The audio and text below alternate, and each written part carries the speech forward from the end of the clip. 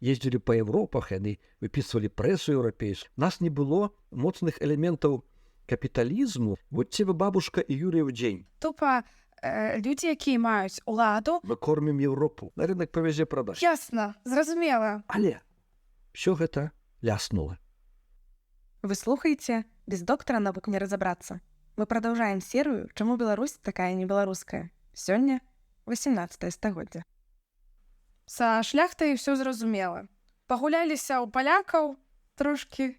А што адбываецца далей? Ці пазней, у 18 стагоддзі, быў хоць нейкі шанец на тое, каб масава пачалося это вяртанне ўсё ж такі да беларускага? Ну, сказаць, што пагуляліся ў палякаў і ўсё, не, толькі пачалі гуляцца ў палякі. А ў 18 стагоддзе это ўсё працягвалася. Лагічным ішло шляхам. Што адбывалася ў палітычным плане? Увогуле, 18 стагоддзе это надзвычай цікавае стагоддзе. Таксама там было многа такіх патрасенняў, асабліва для нас это была паўночная вайна. Расіі са Швецыяй, там яшчэ былі другія саюзнікі. Патрасенне было ў тым плане і эканамічным, дэмаграфічным, таму што праходзілі шведскія войскі і расійскія войскі, і нашы войскі там таксама хоць не ўдзельнічалі асабліва, але рабавалі, канфіскавалі кантрыбуцыі, але па-рознаму. Вот Магілёў, напрыклад, 1708 год, шведы прыходзілі, садралі кантрыбуцыю сваіх жыхароў горада, а расейцы спалілі. Прычым спалілі не выпадкова, што там напіліся гулялі, а спецыяльна, як сказаў Александр Меншыкаў в магістраце, што мы памятаем вот это паўстанне 1661 года, калі магілёўцы выразалі расійскі маскоўскі гарнізон. Спалілі адмыслова. Ну, а Пётр I взорваў Софію, асабіста забіваў тых уняцкіх святароў у Софіі. Карацей, это было страшна. І зноў жа вайна, холад, голад, эпідэміі. І гэта прывяло да эканамічнага крызісу і дэмаграфічнага крызісу. А калі браць у Еўропу 18 стагоддзя, гэта, ну, вельмі коротка скажу, гэта абсалютная манархія в Еўропе дзейнічаюць. Але гэта дэкларацыя правоў чалавека і грамадзяніна, якую выдала французская рэвалюцыя 26 жніўня 1789 года. Гэта незалежнасць Злучаных Штатаў Амерыкі. Першая калонія здабыла рэальную незалежнасць, так званая белая калоній. Гэта сямігадовая вайна 1756-1763 года, якую часам называюць святовай, першай святовай вайной. Воевалі в Азіі, в Амерыках. Англія адбірала ў Францыі Канаду. Воевалі на кантыненце, Расія біла Прусію. Гэта таксама немалаважная для нас, асабліва выдарэнне падзея, што Расія пайшла ў шэраг супердзяржавы Еўропы і свету. Вот пасля Петра I, там пры Елізавеце, пры Кацярыне II. Вось. Ну і гэта, канешне, падзелы Рэчы Паспалітай, якія непасрэдным чынам адбіліся на Беларусі. То есть палітычна это было вельмі бурліва. А яшчэ таксама стагоддзя асветы. Это разумныя людзі, адукаваныя, вучоныя, яны ўбілі ў галовы всяму этому класу, всяму ту саслов'ю адукаваных людзей, што асвета ўратуе чалавецтва. Асвета палепшыць жыццё людзей. Давайте мы будзем развіваць асвету, школьніцтва для ўсіх слаёў насельніцтва, тым ліку для сялянаў. І гэта кардынальна палепшыць жыццё чалавека, і гэта мела ўплыў. А як гэта спалучалася ўвогуле з такім вельмі насычана ваенным перыядам? Якім чынам это ўвогуле магло спалучацца вайна і асвета? Ну, па-першае, вайна не была тотальнай. Это не так, як другая святовая вайна, або зараз вайна ідзе, яна датычыць усяго насельніцтва. Вайна, напрыклад, дзе-то там была, але во Францыі працавалі. Воевалі часта рэгулярныя арміі, між сабой біліся. Вот, не всюды цярпелі сяляне, там, дзе армія праходзіла. То есть эта вайна все-таки мела такі характар дастаткова лакальны, гэта не замінала развіццю нашай ступені навукі. Зразумела.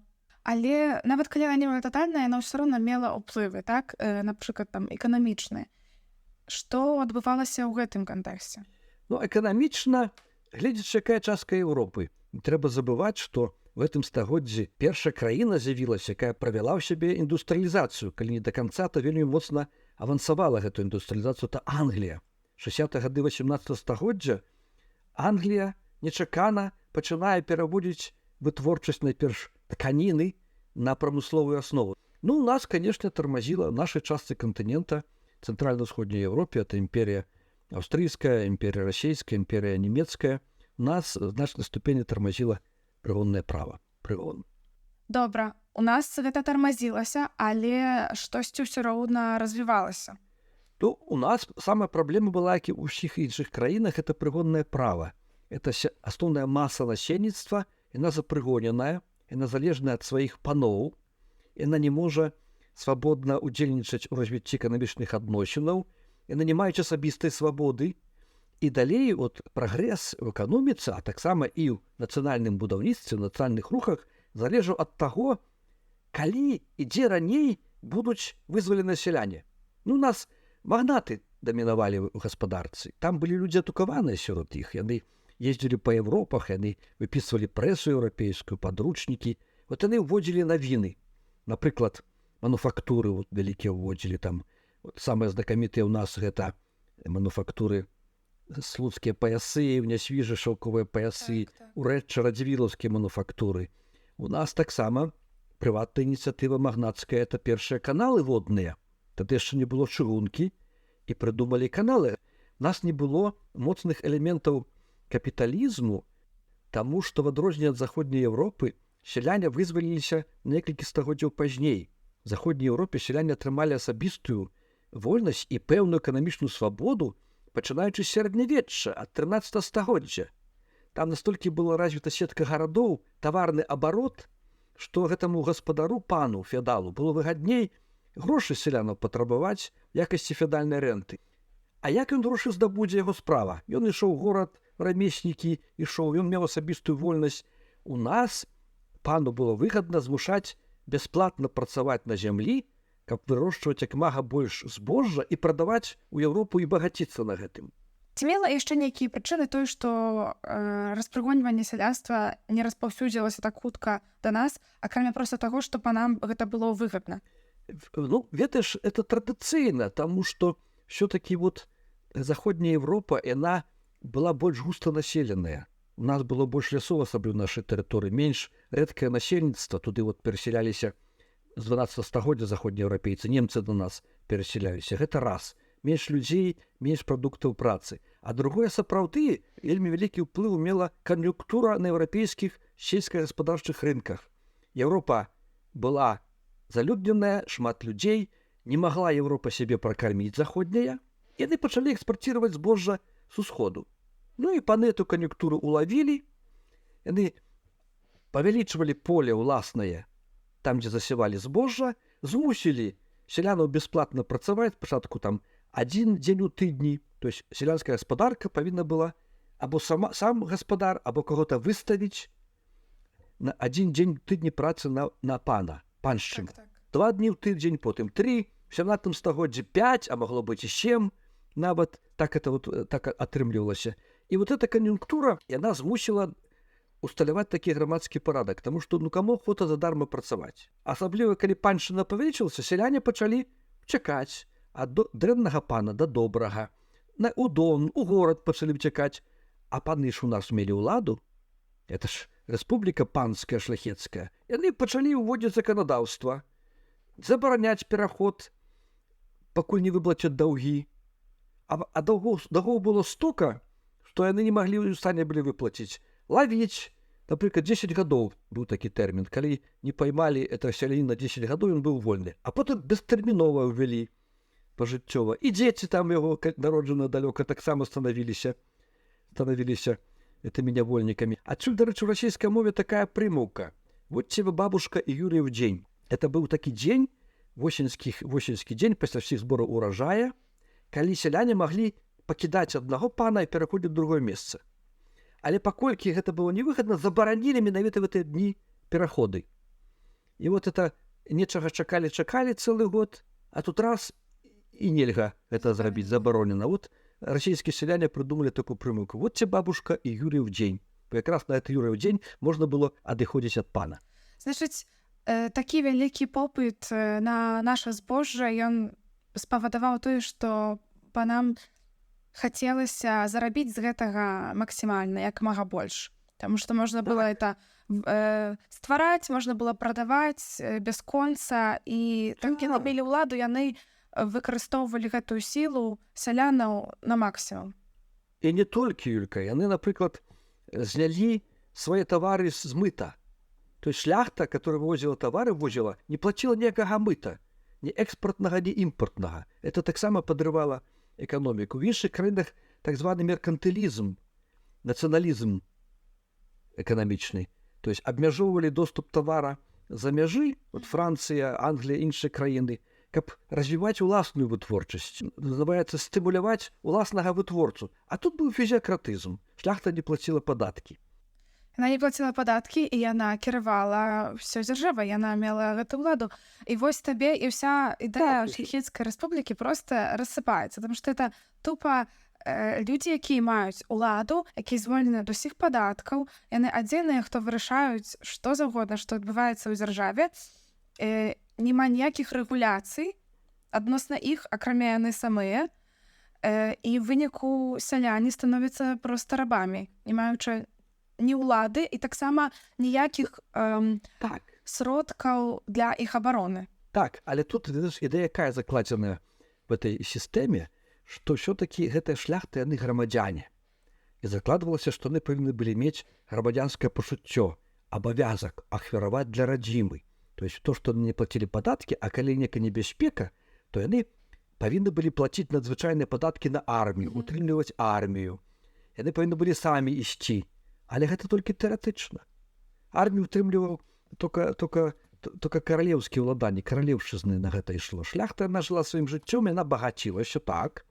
Яна ганарылася тым нават. У 16 стагоддзі пад канец, напрыклад, польская шляхта і Рэчы Паспалітая, яна гаварыла, што мы амбар Еўропы, мы кормім Еўропу. Без нас Еўропа памрэ. Ну, гэта як у Расіі зараз было, што без расійскага газа Еўропа замерзне. Ясна.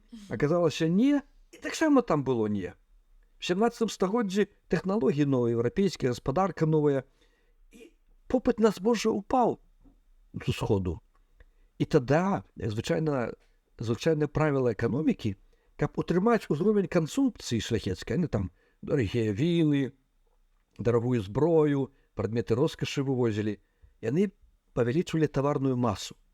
То есть цэны на збожжа падалі, і каб падтрымаць узровень кансумпцыі, яны павялічылі таварную масу і прымушалі больш працаваць сялянаў на зямлі. Ну так, яны як бы не мелі з гэтым ніякага праблема, каб гэта зрабіць, таму што абсалютна нічога сялянства не абараняла. Яны не мелі ніякіх рэгуляцый, як гэта кантраляваць. Нават пачалі на сялянскія гаспадаркі падаткі ў збожжа накладаць. І тыя галадалі, каб здаць пану гэты падатак, а пан на рынок павязе прадасць. Адсутнасць рэгуляцыі для абароны сялянства толькі эскаліравала эксплуатацыю яго і адсоўвала далей яго распрыгоньванне. Ну так, я згодны, бо ведаеш, у тых абсалютных дзяржавах все-таки эта каралеўская ўлада дбала пра ўсіх. Яна была, вот яшчэ ў сярэднявеччы познім, калі цэнтралізаваныя дзяржавы Еўропе ўтвараліся, каралеўская ўлада у саюзе з гарадамі душыла арыстакратыю. Потым яна все-таки дбала пра тое, каб сяляне не жабравалі, таму што бедны селянін, бедная дзяржава, таму што яны кармілі ўсіх. І яны гэта пільнавалі. А тут пільнавалі сваё. Это, ведаеш, не то, што шляхта такая дрэнная. Это логіка эксплуататара.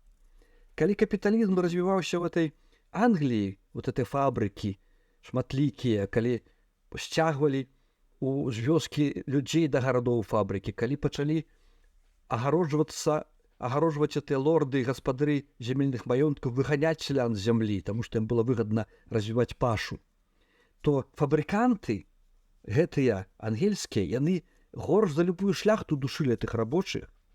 Яны шырока выкарыстоўвалі дзіцячую працу, з 8 гадоў дзеці працавалі. Пакуль гэты рабочы клас не пачаў супраціўляцца, пакуль не стаў многамільённым, гэты чарчісцкі рух, спачатку яны хадзілі з петыцыямі да караля, прасілі палегчыць становішча, потым пачалі ламаць машыны да лудзійскі рух. Потым і дзяржава пачала ўмешвацца і пачала гэтых буржуазію прымушаць. Абмежаванні там падвышалі ніжні ўзровень узросту, калі можна дзяцей прыцягваць. Потым асобная гісторыя, як это было. Эксплуататары З'яўляюцца рычагі, якім чынам гэта кантраляваць і абараняць працаўнікоў. Так, Чаго ў выпадку са шляхты не было каму ствараць гэта. Так, про то гаворка. Там дзікі капіталізм, ён чуды жорсткі быў. Вот. Але там это паляпшалася, таму што ўлада рэагавала. А тут не, тут наоборот пагаршалася. На заканчэнне велічэзны дзякуй усім вам, хто слухае гэты падкаст, лайкае, каменціць, рэпосціць, дасылае сябрам, карацей, усе тыя дзеянні, якія мы робім онлайн. І гэты падкаст створаны для таго, каб нам было весялей размаўляць пра гісторыю, таму што мы любім гэтую тэму, мы любім яе вывучаць, любім пра яе гаварыць, любім спрачацца, калі б мы не спрачаліся, мы не былі беларусамі. Таму яшчэ раз велічэзны дзякуй кожнаму, хто праслухаў гэты падкаст. На гэтым тыдні слухаем і, галоўнае, глядзім кліп «Hanging Around» ад Apple Picker. Яны намінаваныя на лепшую анімацыю на Berlin Music Video Awards. Рэжысэр Кірилл Нонг, анімацыя «Please Hold», Apple Picker, «Hanging Around». Зазірніце таксама ў апісанні падкаста. Там будзе спасылка на наш Instagram. Калі ласка, пераходзьце, падпісвайцеся, пішыце там каменты, лайкі, рэпосціце, пачынайце дыскусію. Увогуле, каму я расказваю, вы ведаеце, што рабіць з сацыяльнымі сеткамі.